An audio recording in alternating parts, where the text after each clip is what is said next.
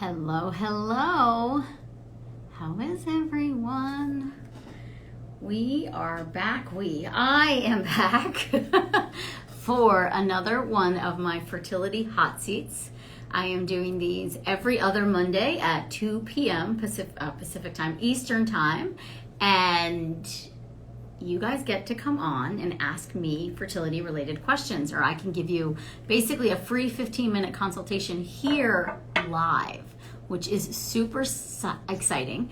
The last two have been highly successful. So all you have to do is request to join live with me, and then I'm going to bring you on live, and you're going to tell me what's going on with your case, and I'm going to break it down with you, and I'm going to help you figure out how to get your fertility optimized so you can get and stay pregnant. Now remember, I've been doing this for 16 years in clinical practice as an acupuncturist and herbalist. I've written the best-selling book called Yes, You Can Get Pregnant. And I've helped thousands of women optimize their health and their fertility. I myself got naturally pregnant in my 40s.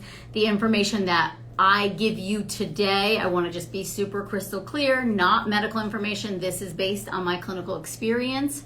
I am not a medical doctor. I am a practitioner of Chinese medicine, but I do have a lot of experience in this field in helping women conceive and balance their hormones and regulate things and get pregnant faster and all of the things. So I see there's quite a few of you asking to join live. Oh my gosh. Now who am I going to pick? How exciting. Okay, so Jenny Berkwit, we're going to do. And you're going to come on live and we'll break it down. And I'll set the timer on my phone for 15 minutes. Hello. I did not think you were with me. I saw your name. I said, why not? You actually were the first one to ask. And so you were already in my head. I'm just going to take notes here. Michelle, will you tell me what time it is? Sure. Or you want to set the timer 15 minutes? Okay. I'm in a workspace right now. We won't set your timer just yet. I'm in a workspace right now because we lost power and water for 6 days due to this storm. Oh, no. And so yeah, we still don't have Wi-Fi back. So my background is different. But so hi, it's so nice to meet you. So tell me what's going on. Tell me how I can help. Well, I've been trying to get pregnant for a very long time, but part of it was with a different partner, with an ex-husband. We tried for like 10 years and no luck. I went through endometriosis, robotic surgery. I had an ectopic pregnancy. That was the only time I ever got pregnant. And I also had exploratory surgery, which is how we found out about the endo. And so when was the endo surgery? Like 6 years ago. And then did you get pregnant in the ectopic after that or before? It was before that. Okay. One ectopic. But that was with the ex? Yes. Okay. And then you had another exploratory surgery, or you had the exploratory and then you did the robotic? Yeah, let me rewind. Yeah, rewind. Give it to me. I had first the ectopic. I had done IUIs and all that stuff, and that didn't work. Then the ectopic happened naturally. And then I had the exploratory surgery. They found the endo. They found low progesterone in my blood work. They did like a month of blood work every other day, which was a lot of fun for me. Yeah, oh my God. And they found the low progesterone, and they also said there was inflammation in the uterus. Now, this was about 6 years ago.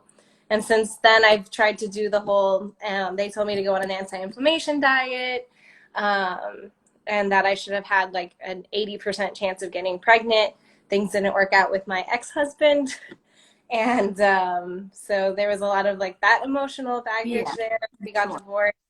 Now I've been married for 8 months with my current husband. Whoa. Hi, current husband. Nice to meet you, lucky guy. The first thing I would say is I think spiritually you just weren't meant to have a child with the first guy, even though I'm sure you wanted that, but it would have probably screwed up. But it's, I just felt like it was important anyways from before that I had found out. Oh, yeah. Yeah. And so now we've been just trying naturally for the last 8 months, and we're back to just nothing happening. Okay. So tell me, are you still doing like an anti-inflammatory diet? On and off. Okay. Ish. We'll call that ish. Ish. Ish on the diet. And what are your periods like? Do they come regularly? They come regularly, but they tend to be about 25-day cycles. So I don't know if that's too short or just at do you ovulate? Do you ovulate in the middle? When do you see ovulation or signs? Do you see discharge and all that? I don't see a lot of fertile mucus at all. I'm pretty dry. Okay. Any pain with sex or issues there? No. Like dryness there? No? Okay. No, I mean, I did Creighton. I don't know if you've heard of.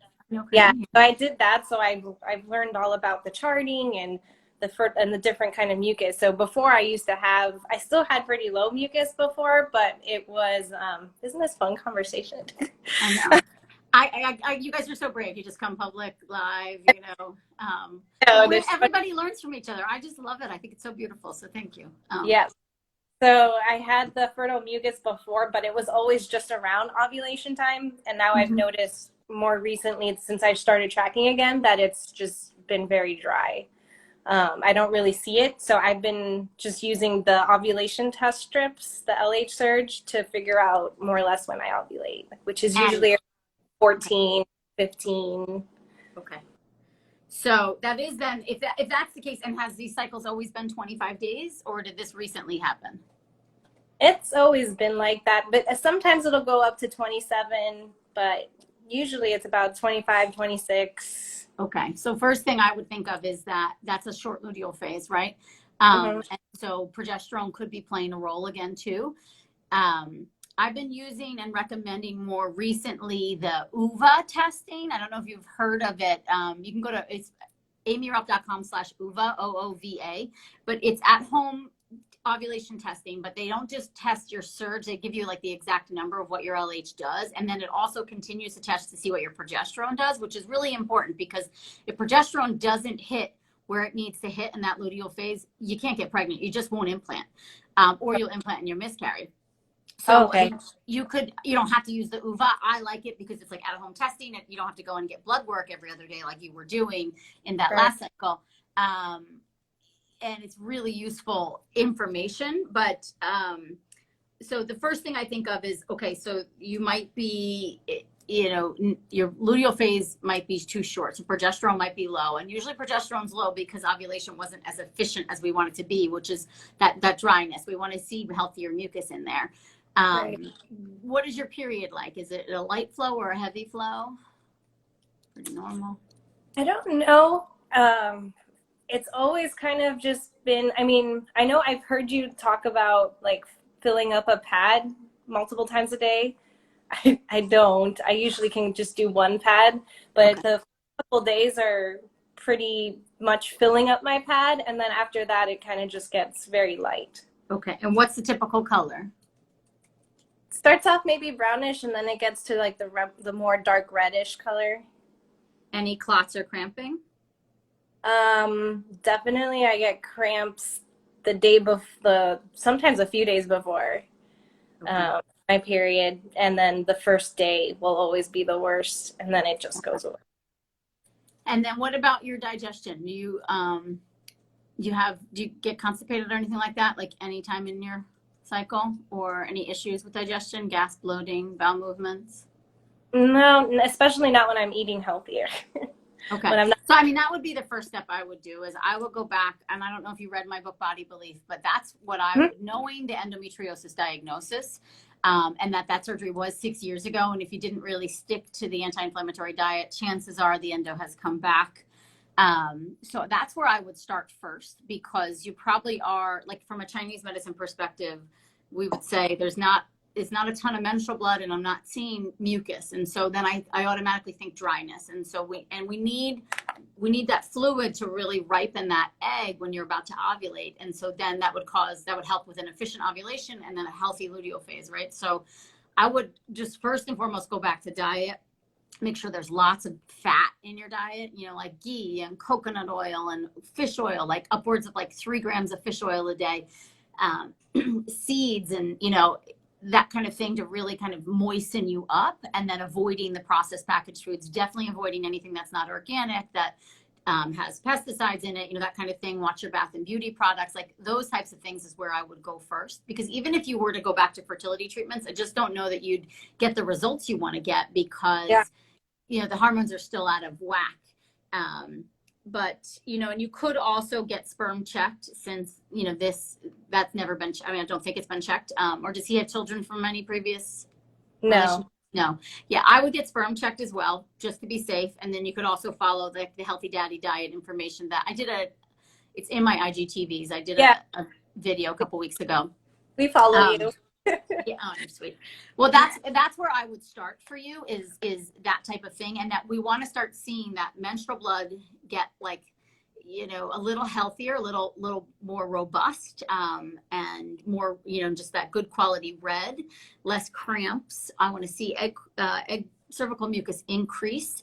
And then I would also, if you don't use the UVA, I would also then get your progesterone tested like 6 to 7 days post, sorry, my battery.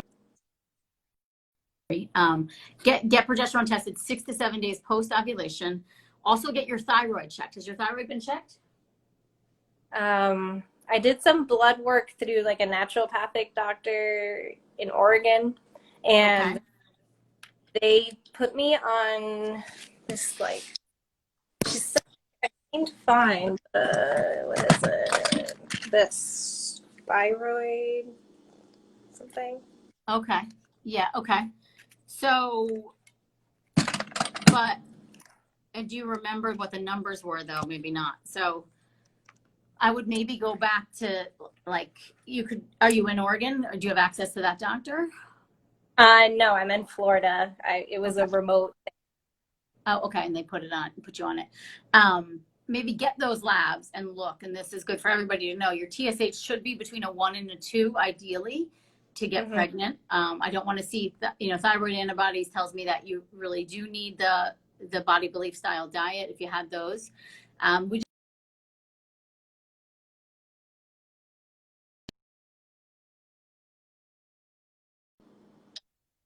here. Are you there? Like, what happened? I'm back. Oh, no. Yeah. Okay. Of course. Oh, I'm so sorry. That was my fault. Are you still there? I'm here. No, you're back. You're back. Yeah. Okay, good. Am I back? I'm here. Yes, you're there. Anyway, you want to make sure your thyroid, so maybe you find a gynecologist down there if you don't already have one, and talk to them about your thyroid, vitamin D levels, and get your progesterone checked like 6 to 7 days post ovulation, and make sure. And if those need support, I would do medication for the thyroid. Absolutely.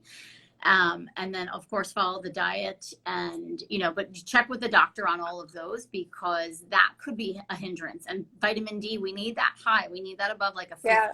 She put me on drops for vitamin D. Okay. So I've been taking that. Yeah, I've been taking that for like 6 months already. Okay. And on vitamin B, and a liver nutrient. Okay. Yeah, I like what I recommend. So I would definitely follow the recommendations I make in Body Belief. That's where I would start. And I would, for the sake of all this, I would just say, I'm going to do this diet for 3 to 6 months, and see what changes can happen. And we want to just see, like, from a Chinese medicine perspective, I want to see that period shift. I want to see the cramping dissipate. I want to see more cervical mucus. And then, hopefully that then tells us there's a healthier ovulation, and then you get sperm checked just to be on the safe side too. So the diet is supposed to increase the cervical mucus, and like that, it just depends on what I eat. Well, so, here's how I look at it. So if you eat foods that you can properly digest and absorb the nutrition, your body will get everything it needs, and you will then begin making a healthier cervical mucus, basically. So it's just telling me, between the blood flow being light in your period and not seeing the cervical mucus, the first thing I go to from a Chinese medicine perspective is dryness. And if there's dryness, there's just not enough blood, and there's not enough blood to nourish that follicle as it's developing, which then will lead to a healthy, ripe egg that you will rupture out and ovulate and hopefully get pregnant with, right? that ectopic tells us it can happen, right? Even though I know that was a while ago. So I think there's definitely hope there, but knowing that there's a history of the endometriosis, I would absolutely commit to the diet, because chances are you're eating something that the inflammation basically from the diet and even like exposure to endocrine disrupting chemicals is going to dry you out, basically. You know, it's going to make you, we would say in Chinese medicine, a little more hot, a little more inflamed. Yeah. And that's, it's not a super hospitable environment. I mean, some women can get away with it, but with your history, I would say you probably aren't getting away with it because you're not getting pregnant. You know what I mean? So yeah. I mean, I stick to the diet pretty well most of the time. I think it was just in the summer when we went away on vacation, I was a little more lax. So I don't know if that makes a big difference or. Well, and so then tell me, we have like a minute left, but tell me, like, are you eating upon waking, like within the first hour of waking? Do you eat protein with every meal? I was trying the intermittent fasting is what they were telling. No, don't do that. Well, I wouldn't, like, because it's not, it doesn't seem like it's working. If the cervical mucus is drying up, like I would go back to whatever you were doing when you saw the healthy cervical mucus. Yeah. Since I only have 1 minute, can I ask a question? Because I studied Qigong. Yeah. So I practice Qigong a lot. Is there anything that I can do to like wake up the reproductive system? Because I do feel like I've been in fight or flight a lot lately, especially like I've lost my job. I've started working again, trying to teach lessons and doing different things, but just trying to get that energy back, your mojo back. I mean, I would definitely do Qigong, like you can focus on the dantian, you know, like below the belly button. Even just, I have some Qigong exercises, I think, and yes, you can get pregnant. If not, definitely in body relief. I cannot remember, but that focus on the lower abdomen, there's some good Qigong exercises in there. Even just rubbing your low back, like over the kidneys down there would really wake things up. Kidney one. I would do castor oil packs. I would do acupuncture. You know, those are the things that will really help. Mayan abdominal massage. That would really wake it back up. The castor oil packs are nice too, where then you can meditate and like just feel the heat and the warmth down there and really just like reconnect yourself to that part. What about moxa? Yeah, if you have access to it, absolutely. Or, you know, preferably you see an acupuncturist, they do it, but you could do moxa over the lower abdomen would really be helpful, like over Ren 4 or Ren 6 would really wake things up as well. Yeah. Yeah. And that's, I mean, I think I would just kind of reconnect to that. And so from a diet perspective, I just wouldn't do the fasting because maybe that's what's actually, that could be throwing off your blood sugar, which then could be impacting things. So I would just say upwards of 80 grams of protein a day. Your diet should be like 35-40% fat, you know, if you're doing your macros. And so get in that, make sure you're taking a good fish oil, like I said, a couple grams a day, bone broth, that kind of stuff to really like rejuvenate and hydrate the tissues, and that should help build things back up. Okay. And then if it doesn't happen, do you recommend then going to like a fertility clinic? I mean, I've tried not to do that again. Yeah, I would say give yourself like 6 months, you know what I mean? Like get off the intermittent fasting and kind of get back to, you know, pick up my book Body Belief, and I would just follow that protocol for like 6 months. And if nothing, get sperm checked. And then if nothing, maybe start with some IUIs again, you know. But at least by then, everything is as healthy as I want to see that period be healthier, and then the cervical mucus. Those are two things that would be really important. And I want to see a longer luteal phase, because if you're ovulating on 14 or 15, you should have, you know, a luteal phase. You shouldn't get a period until 28, 29, right? You know, it should be like a 12 to 14 day, 26, 28, 12 to 14 day luteal phase. And so if you're ovulating 14, 15 and getting a period on 25, you're only having a 10-day luteal phase. So that could be the problem too. So diet is what fixes all of that, at least as a base for now. Yeah, and I would get my thyroid checked and my vitamin D and my progesterone levels. And if I needed to support them, I would, you know. So if they're low, it's a good thing to do is support. So if I do the UVA, that will tells you. That will tell me if my progesterone's too low? Yeah, it's awesome. And then what, like just use like one of those creams or something, or? Yeah, you can or go to your gynecologist and bring it up and just say, you know, can you test my progesterone? I think it's low. I'm trying to get pregnant, and see if they'll prescribe. If not, there are some good over the counter. Progesteval, like there's a couple though. Okay. Okay. All right. Well, so keep us posted. Okay. Thank you so much for coming on and being brave. And I'm cheering for you. Thank you. Thank you. Thank you. Thank you. Okay. Thank you for all your guidance. Oh my gosh. All right, guys, that was really fun. I love these. These are so awesome. So I saw some questions. I want to answer the questions while we're going through. Let's see. I thought I saw questions. This is so interesting. I have gas and bloating during ovulation. Yeah, I mean, it's not uncommon because the ovaries get bigger and, you know, things can get a little more congested in there. So not super uncommon. But I would look into it. What are the levels of progesterone that she should look for? I mean, I really want to see it over a 15 on blood. Or even in the UVA. So aimeeraupp.com/UVA, OOVA. Check out that testing.